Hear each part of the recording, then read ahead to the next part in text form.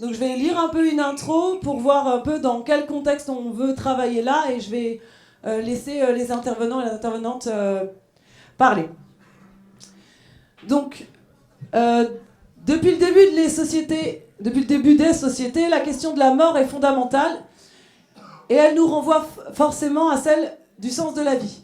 D'ailleurs, la plupart des croyances et des sciences s'y penchent depuis des millénaires. Certains ont tenté d'imposer leurs dogmes, d'autres cherchent toujours, mais assez rapidement, le contrôle de la mort, technique et spirituelle, s'est avéré être une bonne solution pour contrôler les vies, s'enrichir et prendre le pouvoir. Nous le savons, et surtout en ce moment, la peur de la maladie, de la mort, de la souffrance amène les populations à suivre des directions des plus néfastes et invraisemblables. On comprend donc vite que contrôler les pratiques et les croyances concernant la mort a toujours été important pour les dominants.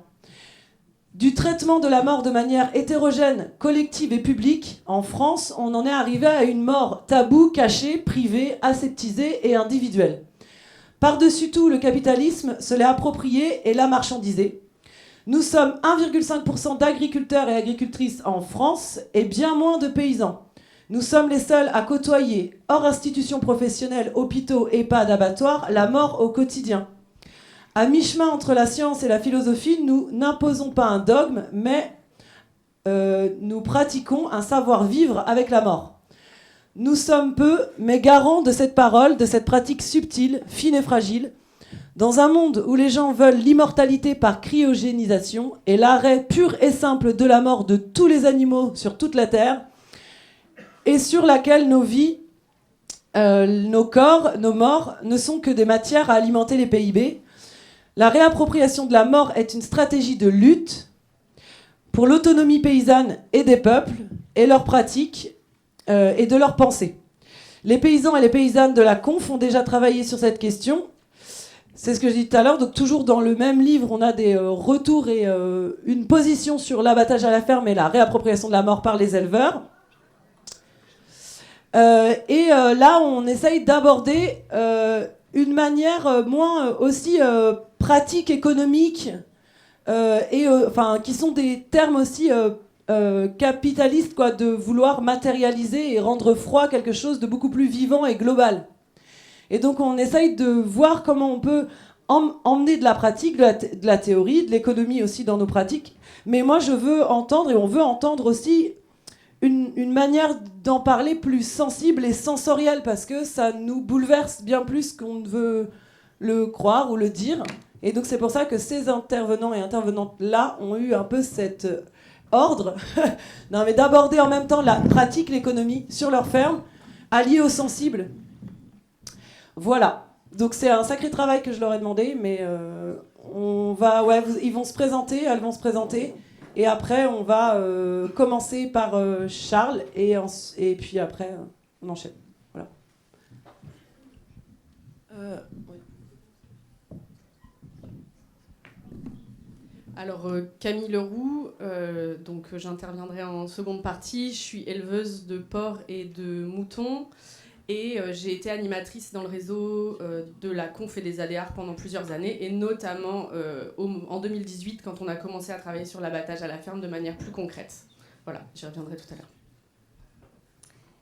Soisig Lebot, donc là, moi j'interviens en tant qu'éleveuse, donc je suis installée depuis 17 ans sur une ferme collective en polyculture élevage. Avec la particularité de l'élevage qui était l'existant quand on a repris la ferme et qu'on a gardé, qui est un élevage de biches et de cerfs, donc gibier semi-sauvage. Voilà pour la viande.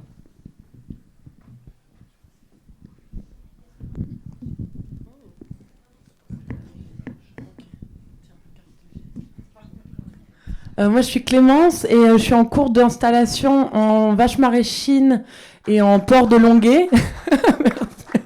Et j'ai fait une formation de boucherie et je tue une partie de mes animaux à la ferme.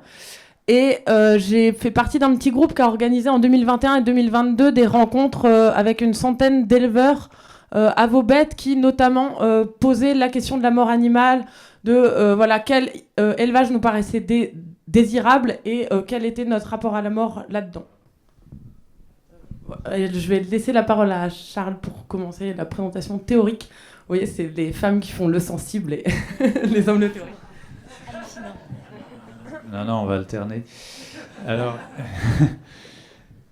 c'est une question sensible et on ne peut pas parler de la mort sans sensibilité. Surtout pour les éleveurs, il y a une forme de contradiction intrinsèque dans l'élevage puisque ça implique une relation de soins, de protection avec les animaux depuis leur naissance, leur croissance, et puis il y a ce moment où ils doivent être mis à mort.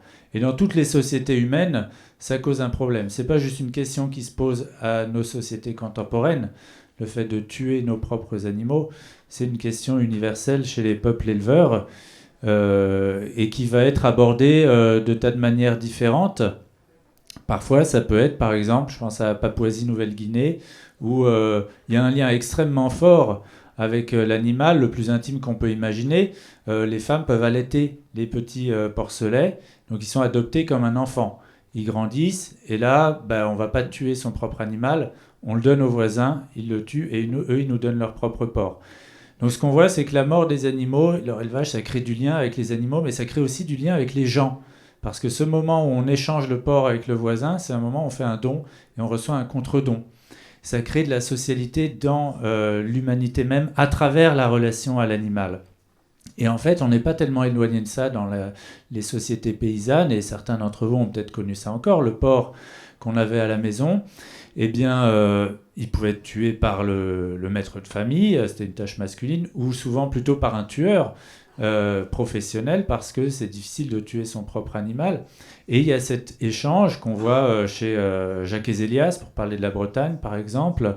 Il raconte comment, dans le Finistère, obligatoirement, des parties du cochon étaient séparées, mises dans des linges, et c'est les enfants qui allaient les porter aux voisins. Et on savait exactement qu'ensuite le voisin, il apporterait le même morceau. C'est décrit la même chose en Bourgogne, enfin à travers toute l'Europe. En fait, la mort de l'animal, c'est un moment où on crée du lien social. Et le moment même de l'abattage était socialisé, était une espèce de cérémonie extrêmement forte, à la fois violente, terrible et joyeuse aussi.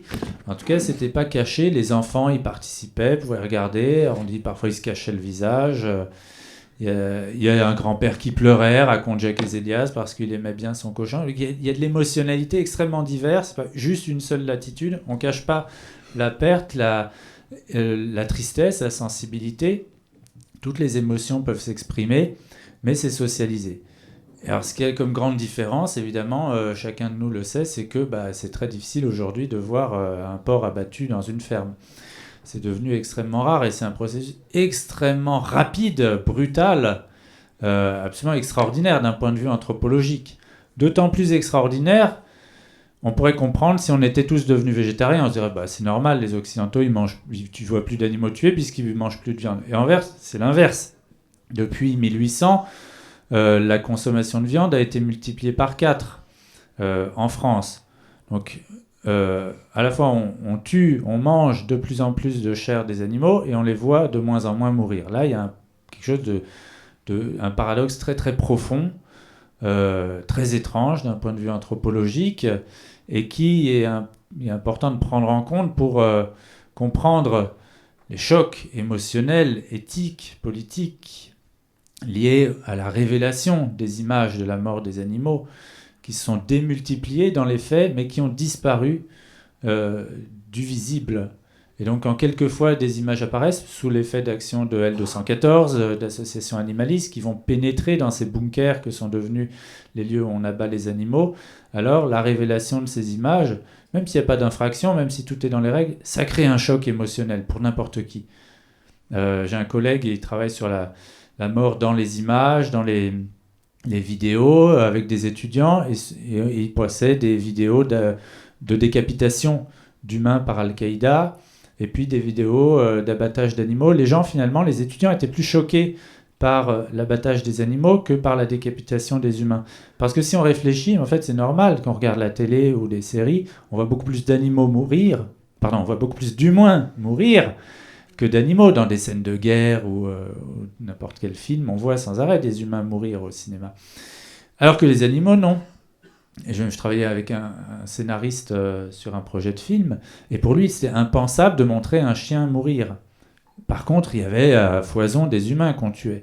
Donc ça montre bien que l'image même, cette révélation de la mort des animaux, c'est quelque chose qui est devenu complètement caché, qu'on a camouflé avec un soin énorme, et c'est corrélé évidemment à la démultiplication de ces pratiques. D'où cette difficulté aujourd'hui d'aborder la mort des animaux, d'où le fait qu'on a séparé d'un côté des animaux qu'on peut tuer, exploiter et tuer en masse, qui sont les animaux matières, et puis d'un autre côté l'animal de compagnie dont la mort est très difficile. Alors pour les vétérinaires c'est une catastrophe. Aujourd'hui les maîtres de chiens ou de chats sont absolument incapables d'aborder la mort de leur animal. Il faut accompagner non seulement l'animal, mais aussi l'humain dans la préparation de voir son animal mourir. Là, ça, c'est l'animal enfant. Donc, on a cette tension irrésolue, de plus en plus tragique, en fait, entre animal matière et animal enfant.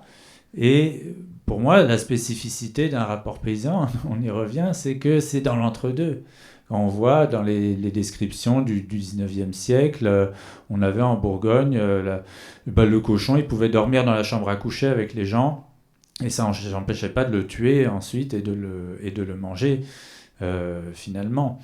Donc il y avait une complexité de la relation, alors que nous, plus on a séparé les animaux qu'on aime et les animaux qu'on tue, plus on a maltraité les animaux qu'on destine à être tués, parce qu'il fallait les chosifier pour accepter, pour que ce soit moralement possible de les tuer et de les manger. Et j'aime bien, voilà, en prenant du recul, en écoutant ce que nous disent des peuples qui vivent, dont la vie est restée fondée sur l'association avec les animaux. J'ai un témoignage d'une collègue qui est de Sibérie du Sud, de Touva, là où j'ai fait mes enquêtes de terrain, qui est partie vivre, elle a grandi sous la yourte avec les animaux. Les animaux font partie ils dorment dans la maison quelquefois. Et elle arrive en Angleterre et là elle découvre les animalistes qui lui disent tu sais, c'est impossible de manger des animaux qu'on aime. Le cheval, soit tu l'aimes, soit tu le manges. Elle raconte sa surprise d'entendre ça parce que chez eux, en Sibérie du Sud, peuple cavalier ou en Mongolie, eh bien, le cheval, on l'aime assurément, c'est un compagnon. Les épopées racontent que le cheval, il est plus intelligent que l'humain, de toute façon. C'est grâce à lui que le héros de l'épopée va parvenir à son but et surmonter toutes les épreuves qui l'attendent. Donc, c'est la figure tutélaire. J'ai vu des gamins, avant de savoir marcher, ils savaient déjà monter à cheval. Donc, tous les déplacements se font à cheval. La monture, c'est le compagnon. Les gens disent... évidemment, quand il sera vieux, je vais le tuer et je vais le manger. C'est vraiment la moindre des choses de le manger, de lui rendre cet honneur, plutôt que de l'amener à l'équarrissage, comme on fait nous avec les chevaux. Voilà, donc il y a d'autres sociétés, et même chez nous, il y a eu des moments, et ça existe encore, où il n'était pas incompatible d'aimer les animaux, de les traiter du mieux qu'on peut et de finir par les manger. Et ce passage de l'un à l'autre, par la mort, il créait du lien social. Il n'était pas camouflé, il créait de la réciprocité entre les gens. Voilà.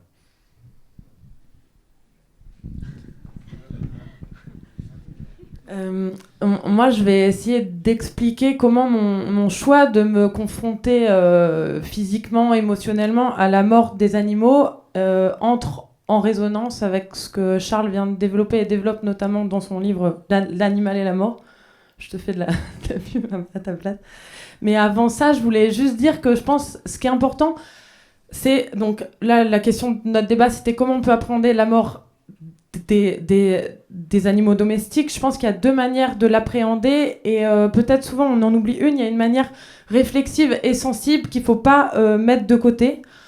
Je pense de parler entre nous de ce que ça nous fait, de s'ouvrir à ça, pas juste d'un point de vue théorique et défensif, mais vraiment se dire voilà, qu'est-ce que émotionnellement ça nous fait de mettre à mort des animaux, les envoyer à l'abattoir, etc. Parce que je pense que il faut pas refouler la souffrance que ça peut générer et si cette mort animale est occultée, et si on l'occulte aussi dans notre champ de pensée, si on ne la pense pas. Et je pense que c'est pour ça que, notamment, Lucie, qui nous a invités, elle voulait qu'on parle, c'est voilà, de s'interroger sensiblement sur ce que ça nous fait. Mais je pense que s'interroger sensiblement sur ce que ça nous fait, ça nous aide aussi à être plus solide dans notre pratique d'élevage, et ça aide à se renforcer d'une manière défensive, parce que je pense qu'aujourd'hui il faut appréhender la mort des animaux de manière défensive aussi, parce que le regard moral de la société sur la mort des animaux évolue et nous fait appréhender ça de plus en plus comme quelque chose qui est honteux, qui est anormal, c'est-à-dire pas dans les normes morales de la société, qui serait sacrilège, et du coup nous on peut se sentir mal par rapport à ça, et donc il faut avoir des arguments pour les autres et pour nous-mêmes aussi. Voilà, donc voilà. Et je repars de ce que je voulais dire.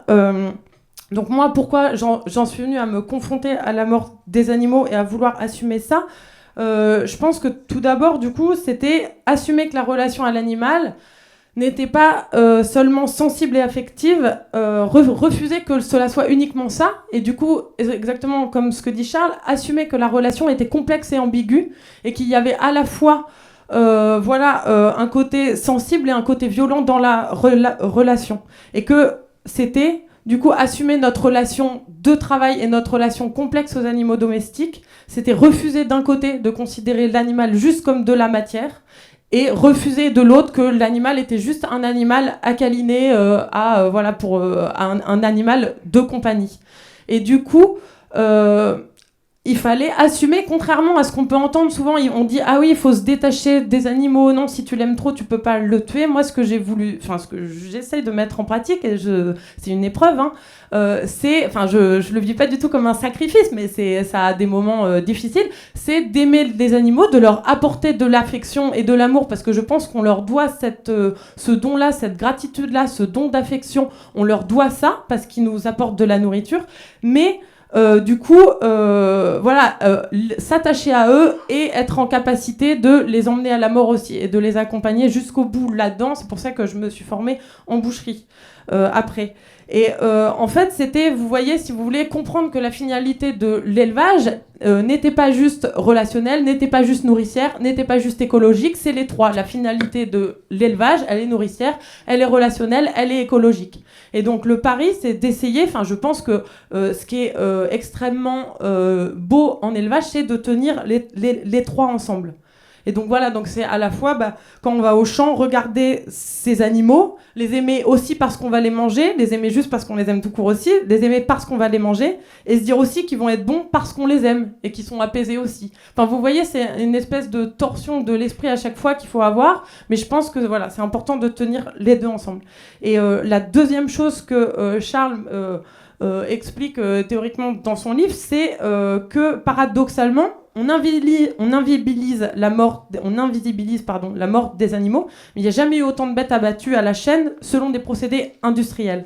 Et vouloir assumer une part de cette prise en charge de la mort animale, c'était ne pas vouloir non plus la déléguer à des structures industrielles uniquement, être capable de se ressaisir de ces savoir-faire-là. Et je pense que se ressaisir de ces savoir-faire-là s'accompagne d'une auto-limitation dans le nombre de morts qu'on est capable d'effectuer. Ça veut dire que je pense vraiment que rendre plus visible la mort, c'est aussi accepter nos limites en termes de consommation et de production de viande. Et du coup, c'est, peut-être, ça veut dire tuer moins d'animaux, mais les tuer de manière moins industrielle. Voilà, et je pourrais répondre aux questions après. Merci beaucoup. Merci beaucoup. Il y avait une demande juste très pratique. C'est si vous pouvez vous présenter vous levant, parce que derrière, il ne vous voit pas. J'aime beaucoup ta proposition de créer du lien, justement, pour accompagner aussi nos animaux dans la mort. Et ce rapport nourricier, là, ça a été une remarque aussi qui m'a été faite par des paysans tout à l'heure. C'est rappeler ça, en fait, que c'est aussi ça. L'élevage, c'est d'abord, et c'est aussi ça, c'est avoir ce rôle nourricier et permettre la subsistance des paysans et des paysannes, quoi. Et effectivement, la création du lien, là, j'y souscris complètement. Maintenir l'intimité, mais aussi pour préparer les animaux à la mort. Et du coup, on rebondit sur ces propositions-là que nous, on porte à la Confédération paysanne, c'est accompagner nos animaux à la mort, notamment à travers différents projets. Vous le savez tous et toutes que on porte ces projets d'abattage de proximité à la ferme. Et du coup, je passe la parole à mes collègues qui vont... Je voulais juste ajouter un tout petit truc. Non, je voulais dire qu'en fait, dans la mort aussi, il y a quelque chose de complexe. Vous voyez, ce que je voulais dire, c'est que la relation humain-domestique est complexe, mais que la mort aussi est complexe. C'est pas d'un côté, il y a la relation qui est joyeuse, qui est douce, qui est apaisée, qui est super, et de l'autre côté, la mort qui est dure et froide. Il y a la relation, ça peut être source de souffrance aussi. Des fois, on en bave, nos animaux, c'est compliqué avec eux. Et en fait, c'est pas pour inverser, mais je voulais dire que dans la mort, il y a quelque chose de chaud aussi, de charnel, qui peut être collectivisé, comme l'a dit Charles tout à l'heure. Et en fait, ça, c'est important de le tenir aussi. Voilà. Et je pense que dans la fonction nourricière, de tuer ces bêtes à la ferme, je pense que c'est une expérience qui renoue avec quelque chose qui nous fait du bien, quelque chose d'ancestral, où on revient à la base même de la vie, au fait même de se procurer à manger avec ses mains. Voilà. Et c'est la fonction même c'est la fonction nourricière de base de l'élevage. Et ben, du coup, je pense que ça enchaîne parfaitement. Camille, si tu peux juste te lever un instant et te présenter. Donc, moi, c'est Camille Leroux, je suis éleveuse de porcs et de moutons, et on m'a demandé aujourd'hui d'être présente de par cette expérience d'éleveuse que j'ai, et aussi parce que j'ai été animatrice au sein du réseau Confédération Paysanne ADR pendant 7-8 ans, notamment en 2018, moment où la loi Egalim est passée et proposait donc d'expérimenter l'abattage à la ferme en France. En 2018, on a donc créé, comme beaucoup de confédérations paysannes au niveau de la Conf 35, un groupe de réflexion sur le sujet de l'abattage à la ferme, sous l'impulsion de cette dynamique nationale, pour réaliser une étude prospective et une analyse du contexte autour de l'abattage. On avait l'impression d'être dans des starting blocks et que c'était parti. On se rend compte maintenant, 6 ans plus tard, que ça va pas du tout aussi vite qu'on aurait voulu. Mais voilà, moi, l'objectif là, c'est de reprendre un petit peu les questions qui nous ont traversées et auxquelles on essaye d'apporter des réponses avec l'abattage à la ferme. Ce qui est vite apparu comme une des bases de notre questionnement, c'est de rattacher en fait l'abattage à la question de l'autonomie, et l'autonomie dans l'élevage paysan et dans l'agriculture paysanne. On le ressent dans plein d'aspects de ce qu'on essaye de mettre en place dans nos fermes. On essaye de produire la nourriture de nos animaux, d'avoir des systèmes qui voient naître les animaux et qui les accompagnent tout au long de leur vie. On ne séquence pas les différentes phases de l'élevage de nos animaux. On essaye de faire de l'auto-renouvellement. On transforme nos produits. On essaye de les vendre nous-mêmes. Donc il y a vraiment une part de l'autonomie qui est hyper présente en agriculture paysanne et en élevage paysan. Et il n'y a pas de raison que la mort de nos animaux, ce soit la seule étape où on n'a plus rien à dire, plus rien à voir, plus aucune intervention à avoir sur ces animaux qu'on a élevés, qu'on a vus naître. Même la santé des animaux, la maladie, on y est confronté et on essaye de travailler avec des vétérinaires qui sont ouverts à ce lien à trois avec l'animal. On essaye de se réapproprier ces questions-là. Donc il n'y a aucune raison que l'abattage échappe à cette envie-là et à ce besoin d'être partie prenante. La mise à mort des animaux, il n'y a pas de raison qu'elle ne soit pas considérée comme un acte d'élevage en tant que tel. Et donc c'est cette volonté de se réapproprier cette étape de l'élevage qui a poussé les paysans, les paysannes un peu partout en France et en Europe aussi. Il y a plein d'exemples dans d'autres pays d'Europe où il y a des modèles d'abattage à la ferme qui se mettent en place. Donc on s'est penché sur cette question et on s'est emparé dans le réseau de cette problématique-là. Et c'est pas pour rien que c'est la Conf qui a porté et qui a accompagné la plupart des groupes sur l'abattage à la ferme. C'est bien parce que c'est connecté avec nos problématiques d'agriculture paysanne. On l'a entendu un petit peu tout à l'heure, mais l'abattage a été éloigné, les outils d'abattage ont été éloignés des villes, ont été éloignés des fermes, ont été éloignés des humains. Conceptuellement, géographiquement, techniquement, on a séquencé les différentes étapes à la naissance ici, l'élevage là et la mort ailleurs. Et en fait, l'éleveur, il s'est vu dépossédé de ça, de la mise à mort et de l'accompagnement aussi de la mort de ces animaux. En tout cas dans l'élevage professionnel, parce que la mort des animaux, même dans un élevage intégré, même en filière, on est confronté. À partir du moment où on choisit d'élever des animaux, on se confronte à la maladie et à la mort, ça c'est inexorable. Et puis, malgré cet éloignement, alors là je me porte un peu en défaut par rapport à ce que tu disais Charles, mais je trouve que l'abattage à la ferme, il reste encore présent dans nos campagnes. Je pense qu'il diminue entre les années 90, où moi j'ai vécu cette tuerie de cochons dans la cour de la ferme de mes voisins, chez mes grands-parents, mais moi je fais un peu de naissage, c'est-à-dire que je vends une partie de mes porcelets au sevrage, et en fait je les vends pas peu à des éleveurs de cochons, peu à des particuliers, je les vends à des paysans, des paysannes qui élèvent 2-3 cochons pour leur consommation personnelle et qui perpétuent cette tradition de la tuerie de cochons. Et il y a toujours des bouchers de campagne, et ça c'est quelque chose qu'on voit encore et qui perpétue cette connaissance-là et ce lien à la mort de nos animaux et ce lien qui emmène à créer sa propre nourriture, quoi. Donc cet éloignement dans les élevages professionnels et dans un grand nombre d'élevages, il dépossède l'éleveur de ce moment qui est important dans la vie de nos animaux et dans notre travail. Et ce qui est important à noter, c'est que dans nos systèmes, on a travaillé à mettre en place au maximum le maximum de confort à nos animaux. Le bien-être animal, c'est quelque chose qui est au cœur de l'agriculture paysanne, et de proposer à nos animaux de faire une sorte de contrat avec eux, pour que les conditions soient acceptables et que soient bonnes pour nous, et qu'elles soient les plus proches pour eux de leurs besoins naturels. Et en fait, il y a une forme d'aberration et de tristesse même que lors des dernières 24 heures, on ne maîtrise plus rien sur l'environnement dans lequel va évoluer l'animal. Et c'est un moment qui est hyper important pour lui. La première raison qui a été invoquée lors de nos réunions, lors de notre réflexion, par les éleveurs et les éleveuses, c'est clairement, il y a plein d'autres arguments, mais le premier, c'est vraiment le bien-être des animaux, en fait. C'est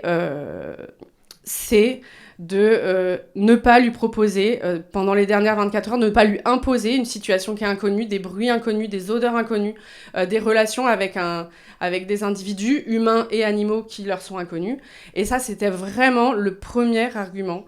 Et donc c'est ce qui porte en fait ce projet d'abattage, le projet d'abattage à la ferme dans la plupart des projets. Il y a le transport aussi qui est une source de stress importante parce que les animaux dans beaucoup de systèmes n'ont pas l'habitude d'être transportés, quoi. Donc c'est aussi un moment qui est hyper important pour l'éleveur. Donc j'ai dit pour l'animal, mais pour l'éleveur parce qu'en fait il va perdre un animal. Et on peut avoir plus ou moins de sensibilité, on peut s'être blindé au fil des années ou culturellement, on s'est blindé pour être moins sensible vis-à-vis de la mort de son animal.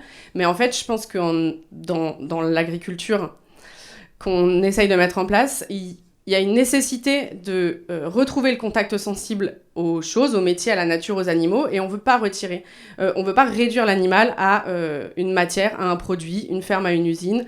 Et pour se battre contre ça, c'est nécessaire de ramener du sensible dans notre métier. Et donc, l'abattage à la ferme, ça permet de prendre en compte cette autre manière d'élever les animaux, où on redonnerait de la valeur au lien humain-animal. Et moi, dans mon métier, au départ, j'ai voulu élever les animaux dans des grands champs, en petits groupes, en les laissant s'organiser entre eux. Et je me suis vite rendu compte que, en fait, si je créais pas du lien avec eux, c'était hyper compliqué. Donc c'est surtout en parlant des cochons, mais les moutons, c'est le même problème. De les manipuler, de les charger dans une bétaillère, c'était extrêmement compliqué. Donc j'ai changé de perspective et je suis passée petit à petit à un mode d'élevage basé sur le lien à l'animal, avec un travail sur la docilité, sur la confiance, et des animaux qui me suivent, et qui du coup sont beaucoup plus faciles à charger dans la bétaillère, et où je travaille justement à limiter le stress au moment de l'abattage. Et ce travail-là, on peut le mener sur toutes les espèces, les moutons, les vaches, les cochons. Et en fait, dans ce contexte, c'est des animaux pour lesquels l'abattage à la ferme, en fait, il serait idéal, il permettrait de les abattre sur leur lieu de vie, avec leur éleveur, leur éleveuse, quoi. Pour revenir à des questions, je vais vite parce qu'on m'a dit que je prenais trop de temps. Pour revenir sur des aspects plus techniques, c'est aussi un moment très important pour l'éleveur parce qu'en fait, c'est l'aboutissement de son travail et c'est le moment où son produit prend forme. Et en fait, on peut passer plusieurs mois, plusieurs années à élever nos animaux Et en fait, on le sait, les dernières 24 heures de l'animal et la mise à mort de l'animal, elles ont une importance cruciale. Dans mon cas, je produis sur la qualité de la viande, en fait. Et c'est aussi ce qui va permettre la qualité de ces dernières 24 heures, elle va permettre de valoriser économiquement tout le travail, les 1 an, 2 ans, 3 ans d'élevage de l'animal. Donc, c'est terrible de se dire qu'en 24 heures, on peut saboter un tel travail de soins à l'animal et de soins de qualité d'élevage.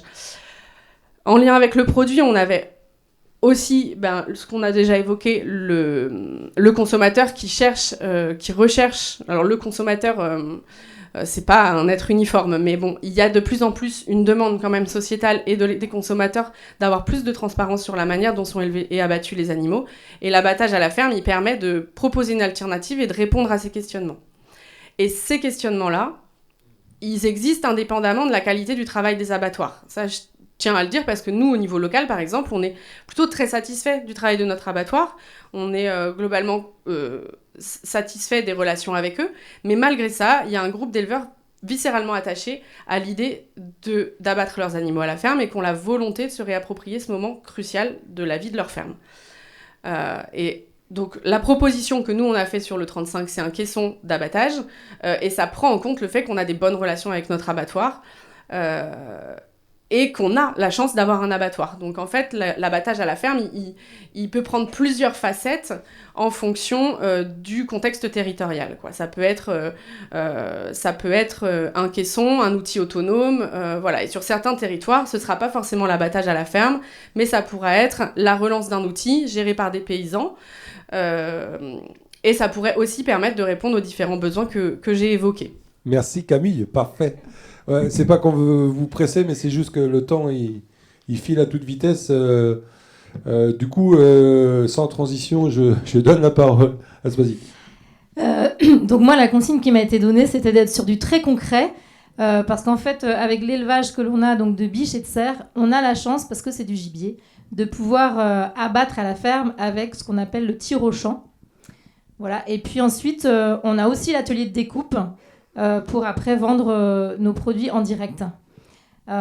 Donc en fait, moi, ce que j'avais envie de dire par rapport à mon vécu, c'est que, en fait, pour moi, penser la mort de l'animal, c'est dans la continuité de comment on l'élève.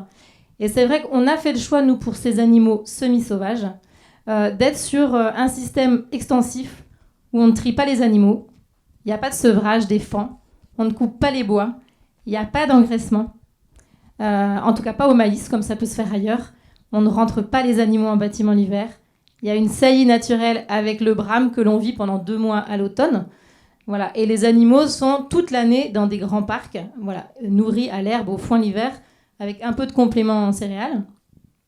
Et ça, en fait, on pourra détailler plus tard, si besoin, les intérêts que ça a, mais aussi les conséquences parfois négatives sur le suivi du troupeau et au niveau économique. Voilà, c'est pas sans conséquences. Mais en fait, ces choix-là, ils viennent vraiment appuyer sur le fait que nous, on se sent bien dans la relation à l'animal et dans ce travail d'élevage parce qu'on ne prend pas de risques. On a aussi une relation paisible à l'animal et on a le sentiment que moins on intervient, en fait, plus l'animal semble serein. C'est-à-dire que quand on regarde les conséquences de manipulation et de la contention sur un cervidé, en fait, ça génère un stress énorme, avec la prise de risque qui se blesse, puisqu'on ne coupe pas les bois, et puis des coups de sabot, c'est tranchant. Donc, en fait, qu'ils se blessent entre eux, qu'on soit blessés, nous, et avec le fait que, en fait, du stress, c'est une baisse d'immunité. Donc, on crée une baisse d'immunité qui fait on peut avoir plus rapidement des animaux malades, et forcément, ça a aussi des conséquences sur la qualité de la viande. Et donc, comme on pense la relation à l'animal toute l'année et le suivi du troupeau, en fait, pour nous, la question de la mort est dans cette continuité-là. C'est-à-dire que d'intervenir le moins possible, donc d'avoir le moins possible de contention. Alors, on a cette chance, voilà, de pouvoir abattre à la ferme. Donc, très concrètement, comment ça se passe ? En fait, c'est le petit matin. Voilà, on a fait appel à un chasseur grand gibier. Parce qu'en fait, moi, j'ai été formée au tir. Et ce n'était pas un problème en soi de tirer sur les animaux. C'est juste que cette activité, elle est très centrée sur la fin d'année. C'est lié aux fêtes. Et donc, c'est sur 6 semaines. Donc, il y a une charge de travail qui est énorme. La question du stress des 80% du chiffre d'affaires qui se font à ce moment-là n'est pas aidant quand on doit prendre une arme. Surtout quand, en plus, 11 mois du reste de l'année, on ne la pratique pas. Donc, il aurait fallu en plus que j'aille tous les 15 jours en stand de tir pour ne pas perdre la main. Voilà, là, c'est au-dessus de mes forces de rentrer. Alors, c'est très subjectif, hein, de rentrer dans un espace lié à la manipulation des armes et un milieu assez machiste. Donc, voilà. Donc, j'ai fait le choix de faire appel à un chasseur grand gibier qui était plutôt respectueux de comment on fonctionne. Donc, le matin, on y va. Voilà, on va donner à manger. On fait des tas de céréales, comme on fait d'habitude, puisque les mâles ayant leur bois, voilà, il ne faut pas que la nourriture des uns et des autres soit trop proche. Et donc, on a une installation sur le tracteur. Il y a une carabine avec un silencieux, avec une lunette.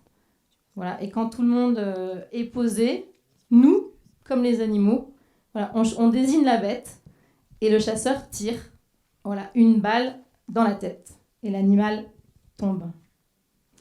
Après, il y a tout. Donc, il y a ce qu'on appelle après les protocoles. Mais on verra que ce n'est pas que des protocoles. Donc, la bête est suspendue. Je saigne la bête. Je la boucle avec le vétérinaire qui n'est pas loin. Et ensuite, on va les charger pour aller à l'abattoir. Une fois dit ça, c'est très technique. Mais en fait, ce qui se passe, c'est que quand on démarre l'abattage, donc en fait, moi, je suis pas très bien. Je suis nauséeuse. En fait, j'ai la tête qui tourne, je suis pâle. Et petit à petit, je vais me mettre dans la posture de donner la mort. Mais c'est ce que je souhaite pour mes animaux, c'est qu'ils meurent là où ils sont nés. Et je vais rentrer dans cette posture avec des antennes, une acuité qui va se développer. Et le besoin d'être vraiment au contact des animaux, de sentir si ça bouge pas, est-ce que du coup il faut attendre un peu. Voilà. Il y a aussi le besoin de mettre du symbolique, du sacré dans ce qui se passe. Alors sans appropriation culturelle décalée, mais le besoin de dire merci à l'animal. Voilà, avec des mots et sans mots. Le besoin aussi de laisser l'âme de l'animal partir en paix. Donc, je fais le choix de brûler de la sauge. Et puis, dernièrement, le besoin d'être en lien avec la puissance de ce qui a été vécu et la puissance de l'animal. Alors, j'espère ne pas choquer la salle. Donc, depuis quelques années, maintenant, je prends le temps de boire le sang. À un moment donné. Voilà, le sang qui coule une fois que j'ai saigné l'animal. Toujours dans le vécu, est-ce que je sature ? Oui, je sature à la fin. Oui, je sature à la fin parce qu'en fait, c'est très saisonnier. Donc, je sature à la fin de voir mes bêtes tomber. Et je n'en peux plus à la fin d'avoir mes vêtements, mes mains, en fait, qui sentent très fort le muscle, l'urine, le sang. Ouais, j'arrive là à la saturation. Et les animaux aussi, parce qu'on a vraiment énormément perturbé la hiérarchie du troupeau. Voilà, toujours dans cet espace-là, est-ce que, c'était dans les questions qui m'étaient posées, est-ce que j'en ai pas marre d'être les mains dans la viande ? Et comment je suis en rapport avec la viande dans cette période d'abattage ? Eh bien, en fait, non, j'en ai pas marre de la viande. C'est une période de stress qui fait que je perds quelques kilos. Eh bien non, il y a du plaisir en fait à manger cette viande, à la savourer. C'est une autre façon de dire merci à l'animal, c'est un autre moment pour dire merci. Et par contre, c'est aussi une manière de regarder comme c'est beau un tourne-dos, je veux dire, qui a bien été découpé avec de la barre autour, qui est présentée sur une ardoise. Voilà, ça me fait saliver. Et oui, c'est par contre important de dire chez nous, on ne gaspille pas, quoi, parce que quand même, il y a eu la mort d'un animal juste avant. Donc j'ai du plaisir à découper la viande, à la manger, voilà, mais jusqu'au bout. Donc jusqu'au bout, il ne reste plus rien dans l'assiette. Voilà peut-être un dernier élément. Il y a vraiment, on parlait des livres, il y a le livre « Les bisons de Broken Heart » de Dan O'Brien, moi qui m'a touchée, voilà, qui est à la fois éleveur de bisons, à la fois prof d'écologie et puis qui est aussi écrivain. Voilà, et voilà, dans les partages, il y a... En tout cas, j'étais assez sensible à ce qu'il racontait. Juste pour finir, moi j'ai besoin de dire qu'en fait, pour moi, la mort, elle fait partie de la vie. Alors, c'est jamais facile à appréhender parce qu'en fait, ça nous renvoie à notre propre finitude, voilà, à notre propre mort, à nous, humains. Et dernière image, moi j'étais pas mal en Inde et j'ai été beaucoup touchée en fait par les crémations des humains au bord du Gange. Et voilà, j'aurais envie en fait, comme mes animaux, de finir tranquillement à la maison et pourquoi pas d'être brûlée dans un grand feu à la ferme avec les copains qui boivent des verres autour. Donc merci, merci beaucoup et pour ce partage de la relation humain-animal au moment de la mort et aussi pour ce partage d'intimité aussi qui n'est pas souvent évoqué, qu'on a du mal à interroger dans nos structures syndicales des fois, parce qu'on reste des fois sur des postures un peu politiques, mais là, merci à vous trois pour ça. Et je pense que ça va faire réagir Charles. Et dans sa réaction, on voudrait que tu puisses répondre à deux questions. Comment évoluer la relation sociétale à la mort? Et comment l'industrie a-t-elle instrumentalisé la mort des animaux? Déjà, pour réagir à ces témoignages qui sont très riches, je trouve que ce qui revient, c'est le sentiment de gratitude, ce que tu disais bien, qui peut être un peu paradoxal, mais en fait, on comprend que réassumer cette mort, se la réapproprier, ça nous oblige en fait à réassumer les questions de responsabilité qu'on a. Alors que quand on les délègue à l'industrie, évidemment, on délègue en fait pas seulement la tâche physique, mais aussi la tâche morale de cette complexité relationnelle avec l'animal. Et donc ça nous met face à la question de pourquoi on fait ce geste, qu'est-ce que ça implique de l'accepter, ce don de la vie de l'animal, qu'est-ce que ça implique comme devoir, comme responsabilité sur leur vie, nous. En Sibérie, les gens disent ils nous nourrissent, on les nourrit. Il y a un échange, en fait. Donc ça nous oblige à regarder les choses de façon plus symétrique. Regarder en face le fait que la vie humaine se constitue de la mort d'autres êtres, qu'elle se constitue de vie non humaine, animale, mais aussi végétale. C'est la reconnaissance d'une dépendance humaine envers cette altérité qui est non humaine. Et donc... ça renvoie, je trouve, et ça venait bien dans ton témoignage, à l'idée de contrat, l'idée que on reçoit quelque chose et donc on a des engagements. Et ça, c'est quelque chose qui est constant. En fait, on parlait de la domestication tout à l'heure. Quand les sociétés de pasteurs, de petits éleveurs ou d'horticulteurs réfléchissent à quelle est la signification, l'origine de leur lien avec les plantes ou les animaux, il y a souvent cette idée d'un pacte originel. On a eu un pacte avec les premiers moutons qui ont choisi de vivre avec nous, avec les premières céréales. Il y a eu un engagement, il y a eu une réciprocité, quelque chose de moral. C'est ce que développe, on l'évoquait tout à l'heure, Raphaël Larère, avec la notion de contrat domestique. Et en fait, se réapproprier la mort, la regarder en face, ça nous oblige à re-signer en fait ce contrat originel. Et donc la société, par rapport à ça, la tendance qu'on peut voir de ce point de vue-là, c'est qu'elle a mis de côté ce contrat. En cachant la mort, elle s'est aussi dédouanée des obligations morales, de la responsabilité que ça implique sur le plan moral, de mettre à mort des êtres vivants pour s'en nourrir.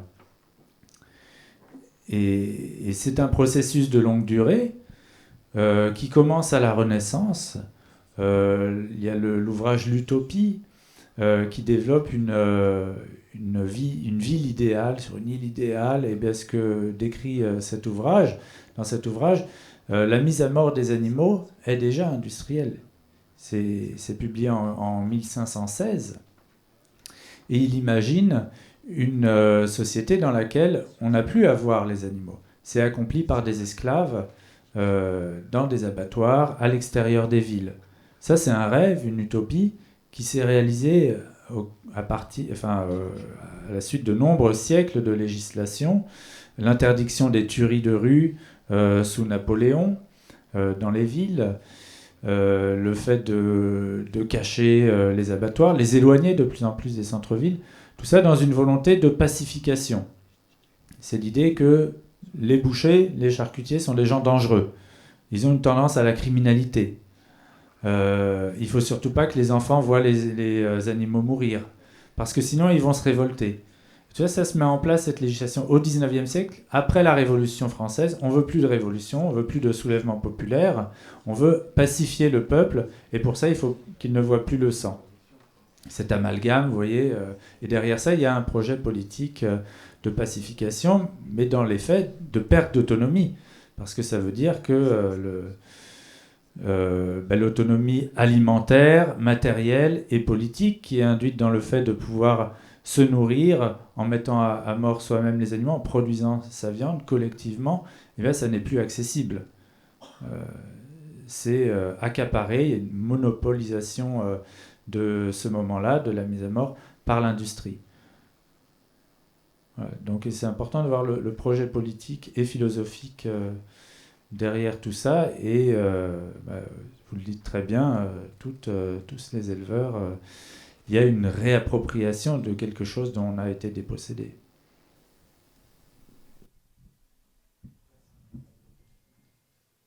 Merci beaucoup, et du coup, au travers des témoignages, là, ça fait très largement écho aux projets politiques et des développements qu'on soutient à la Confédération paysanne. Donc, ça fait écho au fait qu'on est pile poil dans le sujet, dans ce projet à la fois porté par la Conf et la FADEAR et les ADR sur le développement des abattages à la ferme, quoi. Du coup, on va passer aux questions assez rapidement.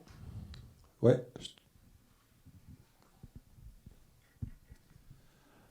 Alors, il y a un premier gros pôle de questions autour de l'accompagnement de nos animaux, mais là, non pas vers la mort proprement dite à la ferme, mais ce qui se dégageait, c'est pour aller face aux freins administratifs, on a vu, à une forme de technique qui peut être complexe d'abattage à la ferme.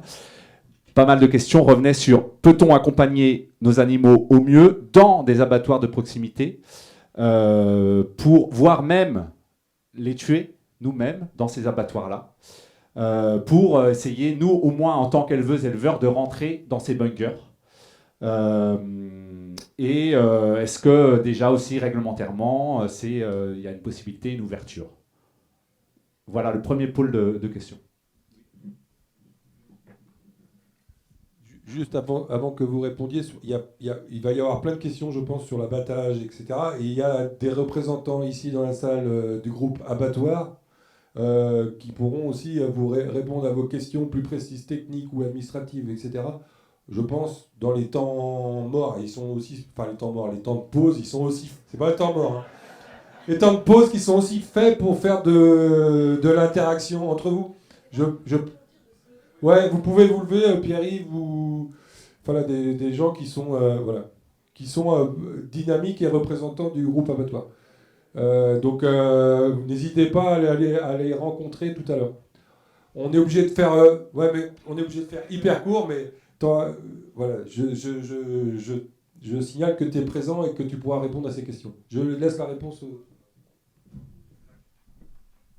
Alors, moi, je peux répondre du point de vue de mon expérience, c'est-à-dire que c'est ce que je disais, on a un abattoir avec lequel les relations sont plutôt bonnes ici en Ille-et-Vilaine.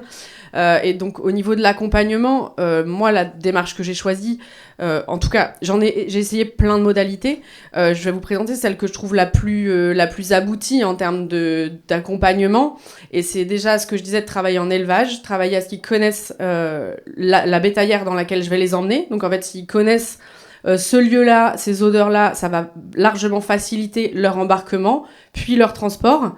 Et ensuite, au niveau vraiment de l'abattoir, il y a des horaires auxquels on doit arriver. Et en fait, c'est vraiment d'arriver le plus tard possible. Alors, ça peut être en contradiction avec des questions techniques de pH de la viande et de stress de l'animal.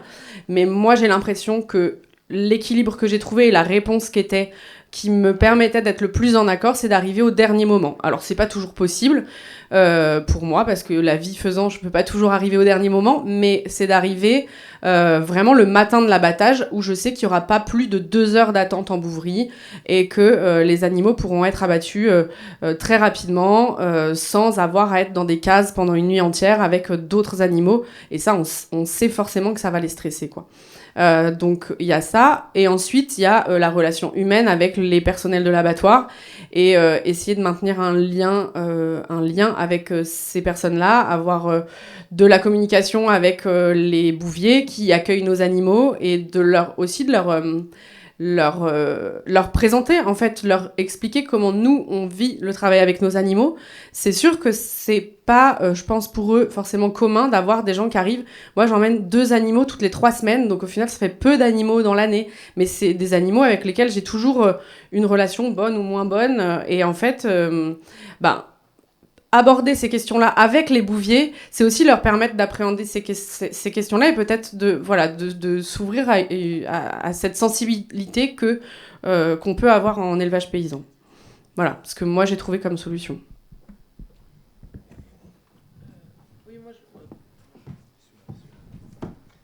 Non, mais en fait, oui, je voudrais pas non plus qu'on fasse croire que... Enfin, moi, en tout cas, je pense que l'abattage à la ferme n'est pas forcément... il ne doit pas forcément s'appliquer à tous. Que déjà, il y a le coût économique, souvent, qui peut être important. Si, en fait, chaque structure décide de mettre en place son question d'abattage, ou des fois, ça peut avoir un coût économique important. Le problème aujourd'hui, c'est plutôt qu'il n'y a plus d'abattoirs de proximité, qu'on a affaire à 80% des abattoirs qui sont tenus par un seul groupe, et que du coup, ça devient effectivement des structures industrielles où il n'y a plus d'individualisation possible vraiment. Donc cette relation avec les bouviers, le personnel de l'abattoir, il est important, et je pense que c'est aussi ça qu'il faut reconstituer pour pas non plus qu'on ait un horizon. Enfin, je pense qu'il faut défendre l'abattage à la ferme, et que voilà, il y a certaines personnes qui vont se dire en fait c'est trop de poids aussi pour moi, ou en fait je veux aussi déléguer la mort à d'autres gens, enfin cette mort animale à d'autres gens, je veux bien emmener mon animal, mais voilà, je veux pas forcément rentrer. Et je pense qu'en fait il faut pas non plus vouloir tout le temps être au top de l'accompagnement, parce que ça peut créer aussi je sais pas, de la souffrance chez nous aussi, et c'est important aussi de prendre soin de nous. Et voilà, et je pense que par contre ce qui est problématique, c'est que l'abattage à la ferme soit interdit aujourd'hui, notamment pour des raisons de normes sanitaires, et du coup on impose des normes sanitaires extrêmement fortes, qui font que les conditions d'abattage à la ferme un peu paysannes sont impossibles aujourd'hui. Et je pense que c'est ça, c'est qu'en fait cette possibilité-là, elle est annulée, enfin elle n'existe plus aujourd'hui. C'est ça qui est problématique. Pierre-Yves, peut-être que tu as un mot pour aussi apporter un complément sur l'évolution de la réglementation. J'essaye de faire court. J'ai essayé de faire très très court. Oui, je sais pas. Ça marche, c'est bon. Oui, effectivement, bon. L'abattage à la ferme, c'est une solution. En fait, c'est une envie que nous avons tous pour pouvoir abattre nos animaux sur nos fermes, mais il y a d'autres possibilités aussi. Je voudrais essayer de les évoquer très très rapidement. La législation aujourd'hui ne nous interdit pas l'abattage à la ferme. Il y a eu un petit couac à la Commission européenne que nous avons réussi à contourner aujourd'hui. Donc l'abattage de routine est possible. Simplement, effectivement, il faut mettre en place des protocoles qui sont un petit peu plus longs à faire. Il y a l'aspect financier qui est aussi très très important. Et il y a encore quelques freins administratifs, bien que nous ayons réussi au niveau national à obtenir toutes les garanties, au niveau local, ce n'est pas toujours facile à mettre en œuvre. Voilà, je ferme la parenthèse pour ce qui est de l'abattage à la ferme directement, donc au moyen de caissons et autres, pour aussi évoquer la possibilité pour nous tous de maintenir nos abattoirs et peut-être aussi d'y travailler dedans, c'est-à-dire accompagner nos animaux. Et ça, c'est ce qu'on appelle les abattoirs paysans.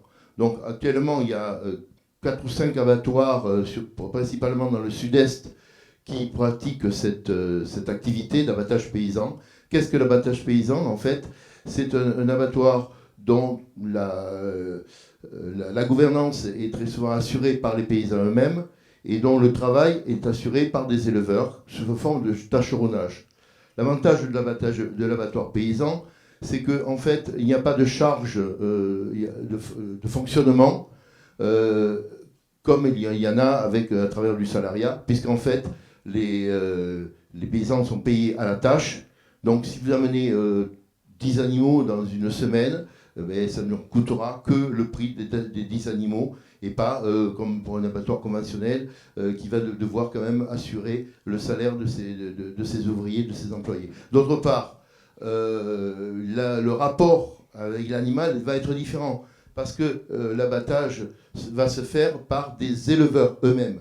Et là, je reprends tout à l'heure la notion du temps, la relation au temps, c'est-à-dire qu'un éleveur tâcheron va prendre le temps. Il va prendre le temps d'abattre, il va prendre le temps de dépouiller l'animal. Et donc tout cela va permettre quand même que la relation avec l'animal que nous avons créé avec cet animal perdure. Et enfin, aussi, notre avantage, c'est que en ayant une gouvernance, en ayant la même mise sur l'abattoir, ça va permettre aussi de valoriser, je rejoins ce qui a été dit tout à l'heure, de valoriser aussi la viande sous toutes ses formes, y compris par exemple le 5e quartier, entre autres.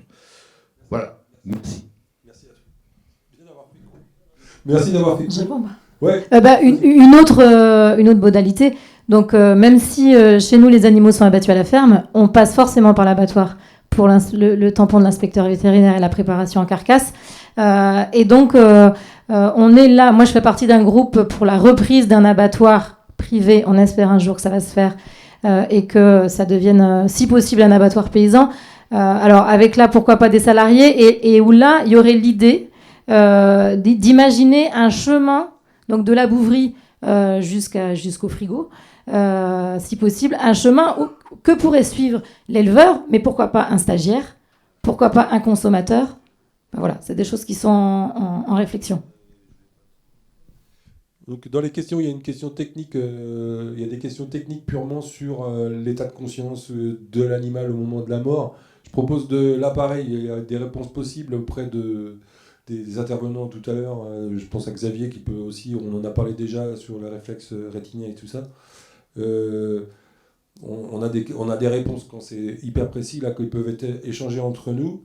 Et puis je te laisse la main sur la prochaine question. Il y avait juste une remarque qui m'a été faite dans la salle, c'est qu'on parle souvent dans la mort des gros animaux et qu'on occulte peut-être un peu les petits animaux, volailles, les animaux de cour, quoi. Donc pensez aussi, quand on réfléchit nos projets, à ces petits animaux de cour. Il y a eu plusieurs questions autour de la conscience des animaux d'élevage. Quelle conscience ont les animaux d'élevage de leur propre mort? Et est-ce que tuer, c'est honorer? Voilà, de quelle manière tuer son animal, c'est l'honorer, lui rendre hommage? Et est-ce qu'on peut envisager un élevage paysan sans mort? Voilà.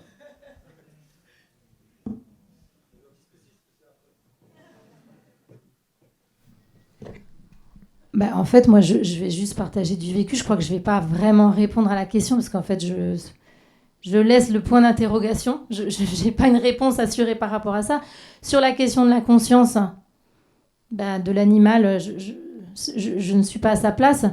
Si ce n'est que, en fait, je vois comment réagit le troupeau. C'est-à-dire, première bête qui tombe, les autres lèvent le nez des céréales hop, et rebaissent. C'est-à-dire, a priori, il n'y a pas de mouvement. Donc, effectivement, c'est une analyse avec mes yeux d'humaine.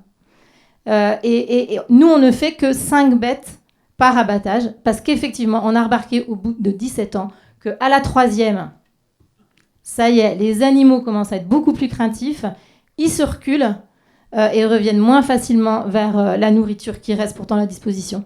Voilà. Et à la 5e, des fois, en fait, on n'arrive même pas à battre la 5e. Là, en fait, ils sentent qu'il se passe quelque chose. Alors après, conscience de la mort ou pas, je ne sais pas. Ouais, moi, oui, ça marche. Je pense que ce dont les animaux sont conscients, c'est du stress que peut générer un isolement de la bête quand on veut l'emmener, isoler pour le mettre dans une bétaillère et l'emmener à l'abattoir ou le tuer au champ. Mais je pense que quand les animaux sont tués au champ et qu'il n'y a pas de stress parce que l'animal est en train de manger, c'est pas je pense, je vois que ça ne génère pas de bizarreries chez les autres animaux ou de choses de stress. En fait, les animaux, souvent, moi, ce que je fais, c'est que je leur donne à manger en même temps et en fait, ils continuent à manger. C'est même assez surprenant. Après, je pense que la conscience de la mort, donc pas de l'animal qui est mort, mais des autres animaux dans le troupeau, peut arriver après. Par exemple, chez deux animaux qui s'aiment bien, si en fait il y en a un qui meurt, il va pas forcément s'en rendre compte tout de suite. Mais moi, je sais que j'ai toujours... voilà, mais comme je suppose quand on sépare des bêtes, il y a toujours une bête qui va bien aimer l'autre, qui vient nous dire « Ah là, elle est plus là, celle-là », mais elle s'en rend compte quelques heures après ou le lendemain. Et là, elle nous meugle dessus, par exemple, en nous disant alors celle-là, elle est passée où ?» Ça peut arriver.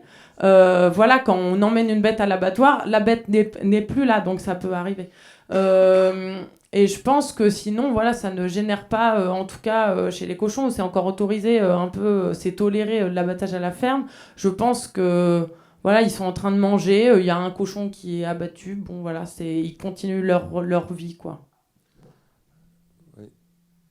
Mais je pense que ce qui est important, c'est de générer le moins d'écart possible avec les habitudes des animaux. Et que des animaux, par exemple, qui sont élevés en plein air, qui sont élevés au champ, qui ne sont pas habitués à être forcément dans un univers de barrières et de contention assez aride, ça peut être assez violent pour eux. Ce contact avec l'abattoir. Et du coup, par exemple, des cochons abattus à la ferme, des fois, s'ils sont élevés en plein air, en fait, ils se rendent compte un peu. La mort, en fait, moi, je pense qu'une bonne mort, c'est une mort qui est effectivement rapide et dont l'animal ne se rend pas compte. Je sais pas si ça répond à la question de la conscience. J'ai pas les trucs sur le réflexe cornélien là, mais la question c'était cornélien. Non, c'est pas le réflexe. Mais peut-être que la question était. Je pense juste que ça doit être le plus rapide possible, voilà. La question était, je pense qu'elle ressort de deux ordres. En fait, qu'est-ce qui se passe au niveau technique et comment on gère le niveau technique de la mise à mort des animaux et du coup, plus en termes de bien-être animal. Et là, je vous enjoins à rediscuter. Il y a beaucoup de questions aussi sur de la BBO, de l'information, comment on peut s'approprier ces informations-là. Donc du coup, c'est pareil, on peut échanger ça sur les choses techniques. Et puis, en fait, c'était le volet un peu, je pense, philosophique. C'est comment les animaux, ils appréhendent la mort. Est-ce qu'ils l'appréhendent de la même façon que nous ? Moi, j'ose espérer qu'ils ne sont pas aussi mégalos à vouloir laisser une trace dans l'humanité. Et que du coup, ils n'ont pas cette fébrilité-là à partir de la Terre, tellement ils sont importants, quoi. Au moins, j'espère que c'est pas comme ça chez certains humains, quoi. Mais ça peut-être que Charles, vous pouvez apporter une réponse plutôt d'ordre philosophique sur la conscience. Ce serait notre collègue éthologue vraiment de répondre là-dessus. Mais moi, ce dont je peux parler, c'est comment les humains, les éleveurs perçoivent cette question. Souvent, on voit qu'il y a un lien, comme on disait tout à l'heure, avec une idée de gratitude. Que quand on est face à la mort de l'animal, on a envie de lui dire merci. Pourquoi ? Il y a des peuples qui vont pousser ça au point de dire l'animal, il s'est offert à nous, comme par un acte d'amour. Alors ça peut paraître complètement fantaisiste de notre point de vue. L'animal à la chasse, ça peut être le gibier ou les animaux domestiques, ils consentent à donner leur vie. Ils l'offrent en fait aux humains. Alors certainement d'un point de vue éthologique, ça ne veut rien dire du tout. Par contre, d'un point de vue relationnel, ça veut dire énormément. Ça veut dire que les gens se sentent une obligation envers l'âme de l'animal et envers son corps aussi. Il nous a offert son corps, alors on a l'obligation de respect par le fait de rien laisser. Quand j'étais sous la yourte en Sibérie, il n'y avait pas intérêt à laisser un petit bout de viande sur l'os, parce que là, l'âme de l'animal allait s'offenser. Donc ça rejoint ce que tu disais sur le fait que la meilleure façon de l'honorer, la façon la plus cérémonielle finalement, eh bien, c'est de le manger avec dignité, l'animal, et d'avoir les usages les plus complets possibles. Alors, dans les sociétés anciennes, il y a le cuir, il y a les tendons, il y a la corne, tout était utilisé dans la société paysanne. Camille, un complément ? Oui, un complément sur la conscience de la mort. Alors, je vais juste partager 2 petits témoignages sur... je pense que c'est hyper important de faire un pas de côté par rapport à notre vision humaine. Sur l'abattage lié à la consommation, je n'ai pas de réponse sur l'animal. Qu'est-ce qu'il ressent quand il est dans la bétaillère ? Est-ce qu'il sait qu'il va à la mort ? Je ne sais pas. Mais c'est hyper important de faire un pas de côté par rapport à notre vision. J'ai vu des brebis abandonner un de leurs petits. Elles en font 2, elles en font 3. Elles vont délibérément choisir un de ces petits qu'elles vont abandonner. Peut-être parce qu'elles sont parasitées et qu'elles savent qu'elles n'auront pas la santé pour l'élever. Peut-être parce qu'elles sentent que l'herbe est un peu moins bonne. Ou pour d'autres raisons, on ne peut pas imaginer ce qui se passe, mais on les voit faire, on les voit abandonner délibérément petits, voire lui donner des coups de tête, voire le tuer elle-même parce que y a des raisons qui s'imposent. Et donc, il y a vraiment une nécessité de prendre un autre pas de côté. La mort animale, la mort chez les animaux dans les sociétés animales, elle n'est pas du tout... elle n'est pas perçue de la même façon. De la même façon, j'ai vu des truies manger leur porcelet nouveau-né qui est mort-né. Ça fait un apport en protéines. Elles vont pas se placer dans une posture de c'est mon porcelet nouveau-né. En fait, elles vont le consommer avec la délivrance. C'est un apport protéique hyper intéressant juste après une mise bas. Il n'y a pas cette conscience qu'il faut pas qu'on transpose en fait nous humains. Il faut qu'on fasse attention à ça. Avec l'expérience aussi dans un milieu domestique aussi. Faut replacer ça et peut-être, Xavier, tu veux compléter d'un point de vue éthologique, non ? Sur cette prise de conscience de l'animal, voilà, on a un petit peu de temps, si tu veux. Comme tu veux.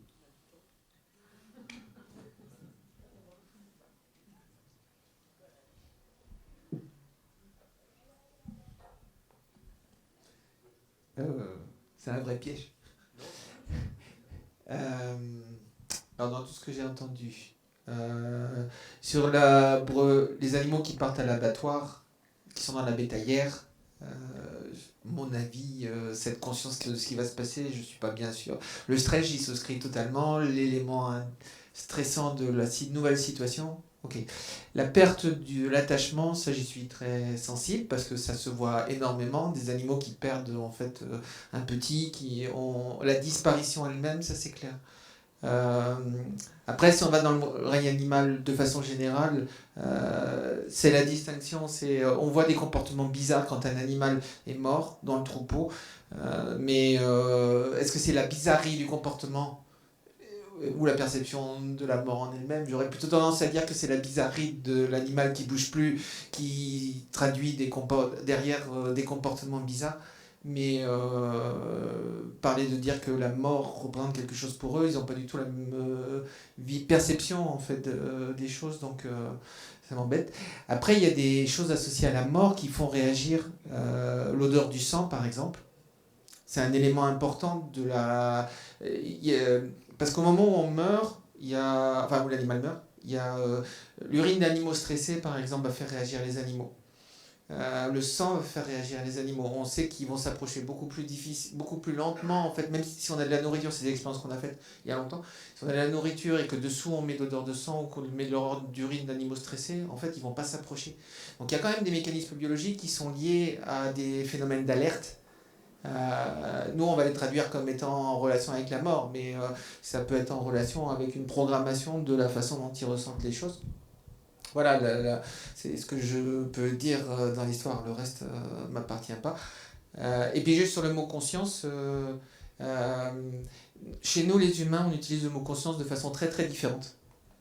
La conscience, c'est je suis éveillé ou je suis inconscient. Vous voyez, on est dans un niveau de conscience, mais qui n'a rien à voir avec la conscience morale, la conscience de soi. En fait, on utilise, nous les humains, le mot conscience de façon très très polysémique, avec différentes significations. Et c'est ça qui rend les choses compliquées. Mais simplement, moi, ce que mes collègues font à l'abattoir, c'est d'essayer de savoir quels sont les signes de conscience ou d'inconscience, donc d'éveil ou au contraire d'absence d'éveil.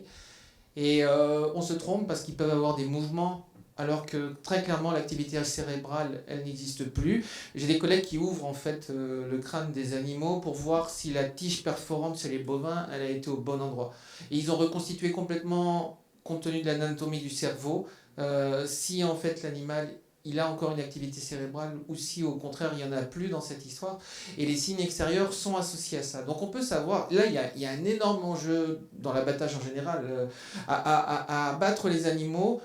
Quand on tire dans la tête, par exemple, je ne sais pas ce qu'il en est, il y a le choc, c'est clair qui assomme l'animal, mais au niveau du matador, il y a très très régulièrement un matador qui n'est pas appliqué au bon endroit parce que les indications qu'on a entre les cornes, par exemple, ne sont pas systématiquement adéquates. Il n'y a pas une formation suffisante de la part des gens toujours, et on peut se retrouver avec des animaux qui mettent beaucoup plus de temps en fait à perdre conscience si c'est pas fait de façon propre. Et c'est le problème. Alors j'espère que quand le chasseur il tire correctement dans la tête, ça assomme complètement l'animal, que ça ne fait pas que le blesser. Mais en tout cas, les indicateurs de mes collègues, c'est savoir combien de temps va durer en fait la perte de conscience, parce que associé à ça, il y a le stress, la douleur, enfin tout ce qu'on n'a pas envie de voir sur nos animaux quand ils sont en train de mourir dans le processus. Voilà, c'est tout ce que je peux dire. C'est déjà beaucoup. C'est un éclairage qui me semblait important, si je me suis permis de t'interroger là-dessus. On est pile poil à l'heure, juste peut-être... Sois-y, tu avais l'air de vouloir apporter un complément. Non, en fait, si ça fait partie de nos expériences de paysans, des fois ça réussit, des fois ça rate.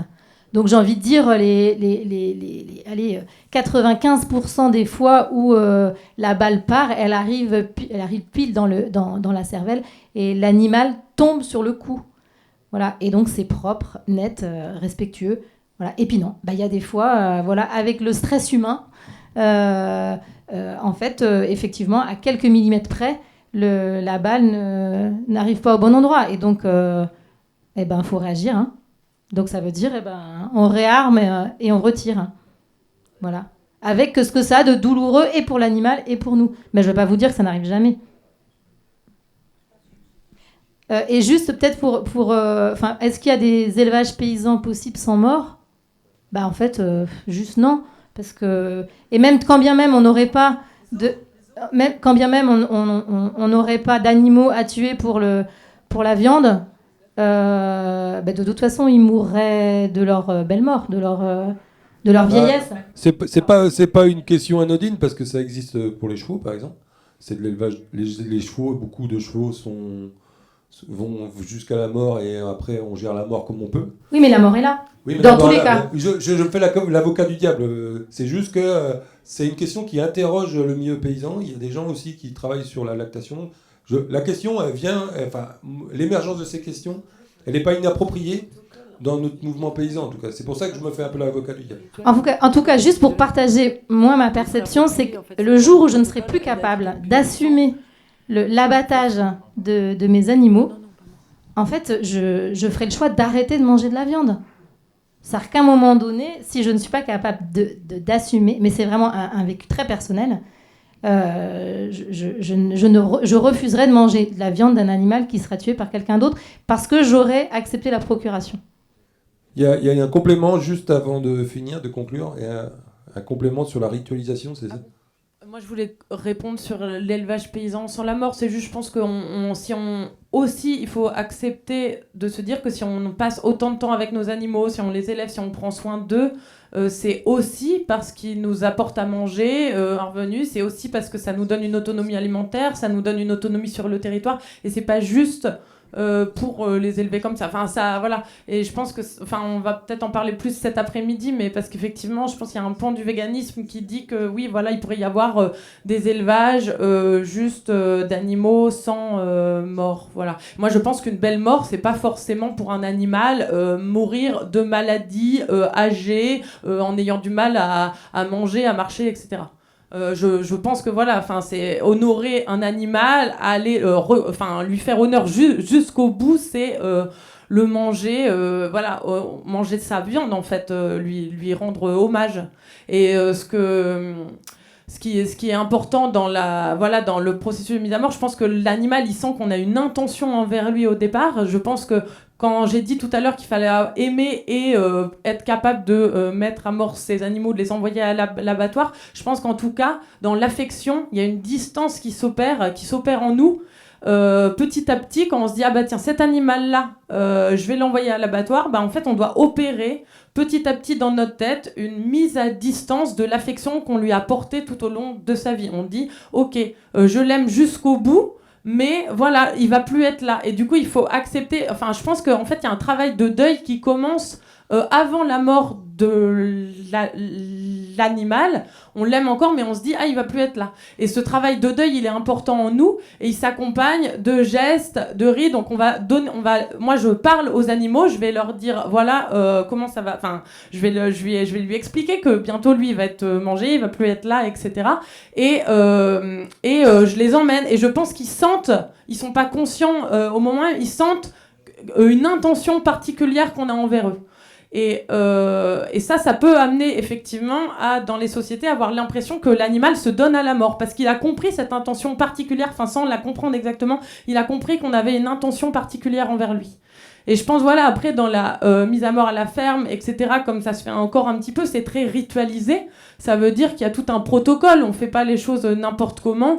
Quand on va tuer un cochon à la ferme, c'est effectivement collectif. Il y a des gestes qui se répètent, qui s'opèrent. Le geste de la saignée, le geste de prendre le sang pour faire le boudin noir après, le geste de dépecer l'animal, le frotter, ou pour le cochon, lui enlever les poils, après le vider, prendre les abats un par un, manger les abats ensemble à la fin de la mise à mort de la bête. Tout ça, ça aide aussi au travail de deuil, selon moi. C'est le passage que l'animal n'est pas juste de vivant et hop, on reçoit le colis sous plastique, ou même on sait pas du tout ce qui devient parce qu'on l'envoie.